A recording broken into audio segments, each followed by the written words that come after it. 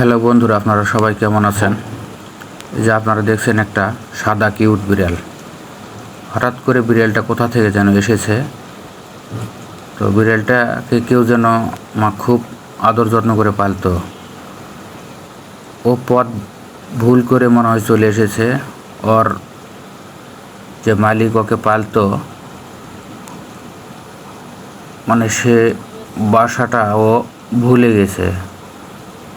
ভুল করে আমাদের এই বাসাতে এসে ও মেয় মেয় করে। তো পরে আমি আবার ওর মাথাটাতে হাত বুলিয়ে দিলাম। ও আমার পিছে পিছে বাসায় এসেছে। বিড়ালটা দেখতে অনেক সুন্দর এবং খুব শান্ত প্রকৃতির। মানে